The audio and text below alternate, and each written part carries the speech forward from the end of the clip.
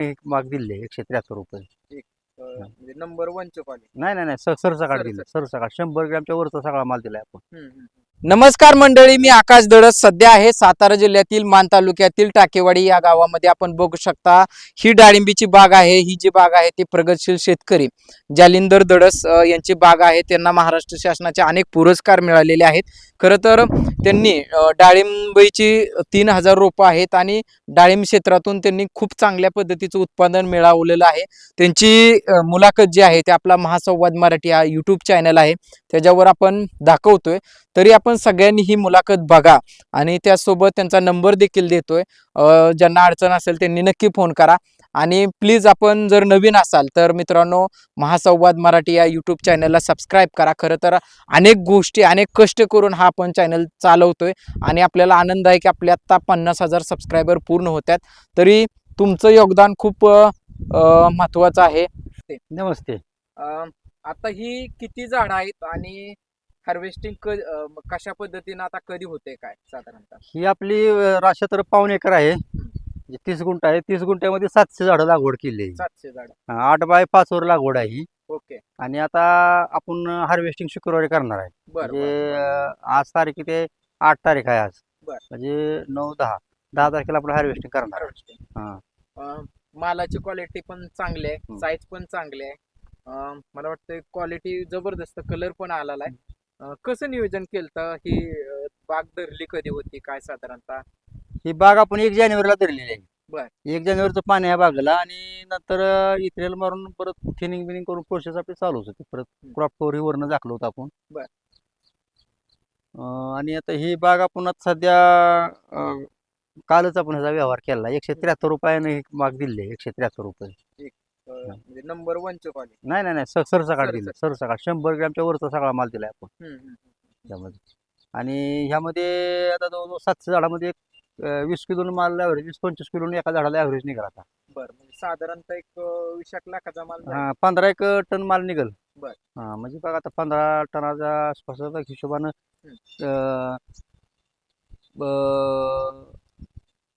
हो 20च्या पुढे जातोय. 20-22 लाखापर्यंत. 20 लाखाच्या पुढे ॲव्हरेजले बस जाते. आता मला पहिल्यांदा सांगा ही जात कोणती आहे? म्हणजे हे साधा बागवा आहे आपला. बर. साधा बागवा, रेग्युलर बागवा आपला आहे तो बागवा आहे. ओके. चला पुढे आता आपण चर्चा करूया. ही कितवा बहर आहे? म्हणजे आता जे हा आपला चौथा भार आहे. चौथा बहर. चौथा भार आहे. आणि चौथा बहर असताना तुम्ही साधारणतः 1 जानेवारीला धरलेला. उन्हाळ्यात मला वाटतं फळ एका झाडाला चांगले ॲव्हरेजले फळं लागले. मादी कळी निघायसाठी काय गोष्टी केल्या किंवा काय नियोजन लावलं? आता मादी कळी निघायसाठी रेस्ट पिरियडला काम करणं गरजेचं आहे. बर. आपण जेव्हा आता बाग तुटल्यानंतर खतं घालणे, शेणखत घालणे, परत रेग्युलर पाणी बी चालू ठेवावं लागतं, औषधं चालू ठेवावं लागते ती. आणि नंतर आपल्याला परत स्टोरेजचे स्प्रे घ्यायला लागतात. म्हणजे बाग स्टोरेजवर राहण्यासाठी जे स्टोरेजचे स्प्रे आहेत ते आपल्याला परत रेग्युलर घ्यायला लागतात. 052 असून द्या, 0050 असून द्या, मिलाला असून द्या, मायक्रोन्यूटन असून द्या, हे जे सगळं आहे ते आपल्याला वेळोवेळी घ्यायला लागतात. वेळोवेळी घ्यायला लागतात. म्हणजे साधारणतः आता ही आपली जी 700 झाड आहेत त्याच्यामध्ये एक साधारणतः 20-25 लाख साधारणतः उत्पन्न. 20-25 लाख रुपये. आपली एकूण किती झाड आहेत डाळिंबीच्या? आता आपली ही हार्वेस्टिंगची 700 झाड आहे ती. बरोबर.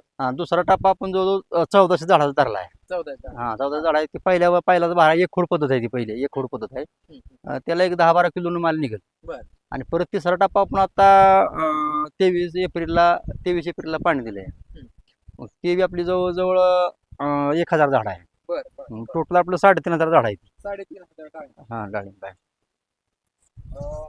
मला नाना सांगा, ज्यावेळेस ही मादी कळी निघत होते याच्यासाठी मधमाशा असेल किंवा आता ही तुम्ही साईज व्हायसाठी खाली खत पण भरपूर बऱ्यापैकी मला वाटतं भरले. शेणखत भरलंय, गांडूळ खत टाकलेलं आहे. 700 झाडांना साधारणतः किती टाळले तुम्ही माल घेतला होता किंवा खतांचा वगैरे आपले? आता हे 7 झाड आपण 20 ट्रॉल्या शेणखत वापरतो. 20 ट्रॉल्या म्हणजे जवळजवळ एका झाडाला आपण 3 टप शेणखत घालतो. शेणखत मोठे 3 टप आहेत शेणखत घालतो. बेसळ डोस टाकतो वरती आणि त्यामुळे स्टोरेज झाडात राहतं. आता गेल्या वर्षी आपली आपण 151 रुपयाने बाग दिली होती. गेल्या वर्षी बी हा बाबा 27.5 लाख रुपये गेल्या वर्षी झालं होतं. पण गेल्या वर्षी आपली 1000 झाडं होती. पलीकडे 300 झाडं आहेत. पण ते 300 आपण आता गोठ्यासाठी सुरू केलीत. म्हणजे गोठी बांधतो आपण, त्यामुळे ते 300 रोपासाठी आपण ते 300 झाडं ठेवलीच स्पेअरला शिल्लक. बरं बरं. आणि त्यामुळे ते आता नाही त्यात, मग त्यामुळे 700 झाडं धरली त्या वर्षी. म्हणजे तुम्ही काय केलंय पुढे माग एक एक प्लॉट संपल्यावर दुसरा हा. धरायचा दुसरा असं तिसरं ते जे आहे हा त्याच्या मला हिशोबाने. काय म्हणायचंय आता तुम्ही ही बाग धरताना तो महिना म्हणजे जानेवारीच का निवडलं होतं किंवा काय त्याचे तत्व काय टेक्निक वगैरे होतं? आता जानेवारीमध्ये थोडं मध्य साधलं, डिसेंबरला जरी बाग धरली तरी सेटिंगला प्रॉब्लेम येतो. बर. आणि मधमाशी बाहेर निघत नाही. हम्म, हम्म. आणि थोडं दव असल्यामुळं मधाची क्वालिटी नसते, म्हणजे जी मधमाशाला जी मध असतो तो मधाची क्वालिटी न मिळण्यामुळं त्यावेळेला मधमाशी बाहेर येत नाही. आणि जानेवारीमध्ये काय होतं, थोडा मध्ये असतो. जानेवारीला बाग धरल्यामुळं काय होतं, मार्केटचा बी थोडा फायदा होतो. आणि दुसरी गोष्ट शेटिंग बी होतं. आपलं वन टाइम शेटिंग झाली पहिल्या ह्याच्यात. आपण त्यावेळेला मधमाशाच्या 2 पेट्या बी आणल्या त्या पिरियडमध्ये जानेवारीत. आणि वन टाइम शेटिंग आपण करून घेतलं त्यावेळेला. वन टाइम शेटिंग झाल्यामुळे काय झालं, आपल्याला एकदम हे म्हणजे एकसारखा माल सगळा मिळाला. आणि आता विकायला बी आपल्याला काय प्रॉब्लेम नाही, व्यापाऱ्यांना बी आता काय अडचण नाही घ्यायला. व्यापारी आता बागत निघत नाहीत, म्हणजे त्यांना ते मालच पाहिजे असतो. आता हे सांगा ह्याच्यावर बाकीचे डाग किंवा इतर काय खर्चाटा येण्यासाठी तुम्ही काय टेक्निक घेतली? मुळात तर कसं होतंय, सुरुवातीला आपण ज्या वेळेला बाग धरतो, पहिली स्टेज असते, पानगळ केल्यानंतर औषधं घेणं गरजेचं असतं. 3 दिवसात औषधं मारणं गरजेचं असतं. तेव्हा थ्रिप्स येत नाही आणि माल चाटत नाही. जर त्यावेळेला चुकून जर आपण जर वेळेत थ्रिप्स वेळेत औषध नाही मारलं तर ते थ्रिप्स येण्याचं प्रमाण जास्त असतं. हा म्हणजे असं असतं. बारकी बुरशी वगैरे बुरशी आणि बारके जे कीटक असतात ना, त्यामुळे तो माल चाटला जातो.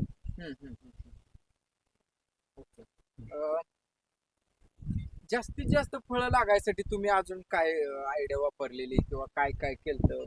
फळं मुळात कसं आहे, ते स्टोरेजच काम महत्वाचं आहे ना. म्हणजे ज्या वेळेला रेस्ट पिरियडलाच काम करणं गरजेचं आहे.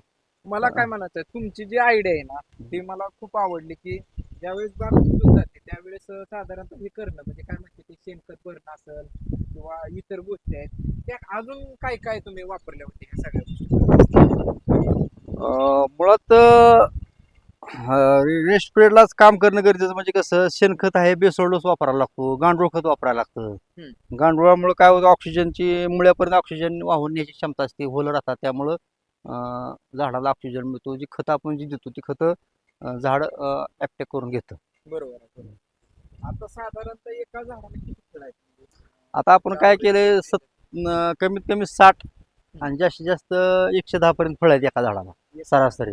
आता हे झाड आहे, ह्या झाडाला जवळजवळ एक 90 ते 100 फळ आहेत त्या झाडाला. असं आहे. म्हणजे आपण ह्या पद्धतीने शेटिंग झाडाच्या साईज प्रमाणे म्हणजे आकारमान प्रमाणे आपण त्याबद्दल थिनिंग केलेलं आहे. बरोबर आहे. म्हणजे किती आता हे झाड आहे त्याला 60 फळ आहेत त्या झाडाला. म्हणजे 60 फळ. झाड बारकं हा. आहे. आता हे झाड मोठं आहे, त्याला 100 ते 110 दरम्यान फळ आहेत. आता हे आहे ते ह्याला बी 80 ते 90 दरम्यान फळ आहेत. म्हणजे कसं, शेटिंग बी त्या पिरियडला किती झालंय कसं झालंय याच्यावर डिपेंड असतं. शेटिंग जर फुल झालं तर आपल्याला माल ठेवता येतो. शेटिंग जर कमी असेल तर तरी प्रॉब्लेम येतो त्यावेळेला. त्यावेळेची परिस्थिती कशी निघते त्याच्यावर डिपेंड आहे. काय नरकळी नरकळीचं प्रमाण जर जादा वाढलं तर दुसऱ्या टप्प्यात माझ्याकडे परत निघते. नंतर निघते. हा, मग त्यावेळेला आपण आता हे जो मागला माल आहे तो नंतरच आहे. दुसऱ्या टप्प्यात आहे तो वरती. ह्यो माल आहे तो बरोबर हा दुसऱ्या टप्प्यात. त्याला वेळ लागणार. हा, मग आपण ते बी फळ टाकलंय परत नंतर. पण आता ते दुसऱ्या टप्प्यात जाईल. ते आता किती आपलं ह्या वेळेला 5% माल माघार असतो या. 5%. आता ह्यो जे माल आहे तो माघार हा व्यवहारात जात नाही. 100 ग्रॅमच्या खाली आहे, हा 100 ग्रॅमच्या वर आहे. हा 100 ग्रॅमच्या वर आहे. आता हा फक्त माघार आहे व्यवहारामध्ये. असं. बरोबर आहे. मला तुमची थोडीशी पार्श्वभूमी सांगा. त्याच्या अगोदर पण आपण खूप व्हिडिओ तुमचे केले, म्हणजे तुमचं नाव सांगा, शिक्षण सांगा, काही दिवस तुम्ही बाहेर जॉब केला आणि नंतर शेतीत पण मी बघितलं लहानपणापासून तुम्ही अनेक प्रयोग केले, म्हणजे मल्चिंग पेपर, आमचं तमचं, भाजीपाला हे ते बरेच केलेलं आहे. आणि मला वाटतं हा तुमचा तसा शेवटचा प्रयोग आहे. आपण पूर्वी माझं शिक्षण ITI झालंय. मी इलेक्ट्रिशियन ITI आहे. पहिलं पूर्वी बजाजमध्ये कामाला होतो. बजाज नंतर परदेशात दुबईला गेलो होतो. मी इलेक्ट्रिशियन म्हणून दुबईला बाहेर टेक्निशियन म्हणून गेलो होतो. दुबईला 1-2 वर्ष काम केल्यानंतर परत गावी आलो. गावामध्ये शेती घेतली. शेती घेतल्यानंतर शेतीमध्ये सुरुवातीला वेगवेगळे प्रयोग केले. टोमॅटो असू द्या, आला असू द्या, सीताफळ लावलं, सफरचंदची बाग लावली होती, बटाटा केला होता, तुमच्या परत जुकानी चायनीज भाजीपाला केला होता, परदेशी भाजीपाला. असं ब्रोकोली असू द्या, जुकानी असू द्या, लाल कोबी असू द्या. त्यानंतर परत आपण वाटाणा मोठ्या प्रमाणात घेतला. असे अनेक नवीन नवीन प्रयोग आपण किती केले. वर्ष हे प्रयोग करत होता आपण तुम्ही? 20-22 वर्ष हे नवीन नवीन प्रयोग केले. बर. नवीन नवीन प्रयोग केले आणि नवीन नवीन प्रयोग केल्यामुळे आपल्याला बी शासनाचा उद्यान पंडित पुरस्कार मिळाला हम्म. त्यामुळं. आणि परत जे आपल्याला 7-8-10 पुरस्कार शासनाचे वेगवेगळ्या प्रकारचे महाराष्ट्र शासनाचे वेगवेगळ्या प्रकारचे मिळाले. आणि आपण आपल्याला कायम प्रयोग करत असतो. आपण आता मला काय म्हणायचंय, आता तुमचं यश दिसतं हो. म्हणजे जसं एखादा अधिकारी झाल्यावर ठीक आहे, तू हो. आमका झाला तमका झाला. हो पण तुम्ही 22 वर्ष तुमची प्रयोग करण्यात प्रयोग म्हणजे, करण्यामध्येच गेले. पहिल्या टप्प्यात काय वेळेस तुमच्यावर हो 5-6 संकट लाख कर्ज पण करत झालं चालत हो. साधारण, हो बरोबर. हो. आणि त्याच्यानंतर हे सगळं प्रयोग करत करत करत यश मिळाले, यश तसं मिळालं. काही हे नाही. कारण हो. मग तुम्हाला असं वाटायचं का ज्यावेळेस तुमच्यावर कर्ज आलतं एकेकाळी समजा, तर तेव्हा असं वाटायचं का आपण दुबई सोडले का? तर आता दुबईमध्ये असतात तर तुम्हाला महिन्याला 10-1 लाख सहज पॅकेज असतं तिथे बरोबर. International company. वाटायचं एक तसं त्यावेळेला की बाबा आपण चुकीचा मार्ग अवलंबला. आपण गावाकडे नाही यायला पाहिजे होतं, दुबईलाच राहायला पाहिजे होतं. किंवा हां. कुठेही कारण national जॉब company करायला मध्ये पाहिजे होता, बघा. कुठं बी बाहेर जॉब करायला पाहिजे होता. पण परत असं ठरलं की वाटलं की जरी आपण जॉब केला, काही केलं, तर शेवटी आपण दुसऱ्याच्याच ह्याच्याखाली काम करतो ना, किती केलं तरी. पण आपलं आपण काम केलं, आपलं आपल्या हिशोबाने आपण राहिलो तर थोडी त्यामुळं स्वतःचा बिझनेस आपला करणं गरजेचं होतं. म्हणजे असं वाटायचं बरं. स्वतः बिझनेस करावा, एखादा काहीतरी उद्योग करावा. या हिशोबाने आपण थोडं हिव झालो आणि मग शेतीमध्ये उतरलो आणि हळूहळू आपल्या शेतीनं आपलं चांगलं म्हणजे 22 शेवट वर्ष टप्प्यात तुम्ही हा प्रयोग संघर्ष केले. केला. आणि 22 वर्षाच्या संघर्षानंतर आपल्याला चांगले दिवस आलं. म्हणजे शेतीनं आज चांगले दिवस दाखवले. हम्म. आज लागोपाठ 3-4 कारण वर्ष झालं. आता काय होतंय, म्हणजे आमची पिढी आहे जी 22, 25, 30 वर्षाची मुलं आहेत किंवा साधारणतः नवीन शेतकरी, त्यांना असं वाटतं की झालं लगेच आपण एखादा प्रयोग केला की तो शेतीत नाही नाही नाही सक्सेस होतो. सक्सेस नाही होत तसं. मग ते लोक पुन्हा कर्ज काढ आमकं तमकं, म्हणजे तुम्ही पण त्यातनं बऱ्याचशा हो गोष्टी बऱ्याच गोष्टी गेलेला आहे. हो. आणि मग त्या गोष्टी अवघड होऊन बसत्या त्या. मग मला काय विचारायचंय, जे 22 वर्ष तुम्ही प्रयोग केले बरोबर, मग डाळिंबीचा निर्णय कधी घेतला? त्याच्यासाठी तुम्ही मला वाटतं राहुरी विद्यापीठ, सिंधुदुर्ग विद्यापीठ अशा अनेक ठिकाणी फिरला, मला वाटतं गिरवी, धुमाळवाडी, असं कुठं कुठं फिरला किंवा काय काय अभ्यास केला ते देखील सांगा.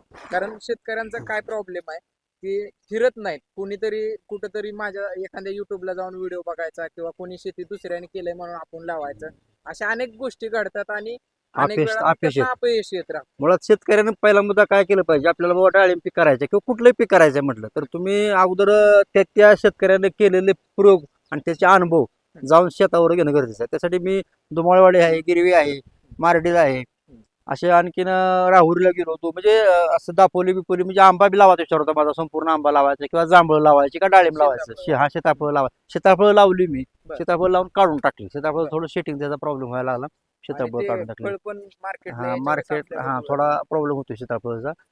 तर त्यामुळं सीताफळ आणि डाळिंब, आता आपलं ड्राय एरिया आहे, आपल्या ह्या एरियात तसा विचार केला तर आपल्याला डाळिंबच चांगलं पीक आहे. आणि तरुण मुलांनी डाळिंबच लावावं. आणि आता कसं झालंय, नवीन नवीन व्हरायटी युट्यूबवर बघायचं आणि त्या पद्धतीनं जाणं चुकीचं आहे.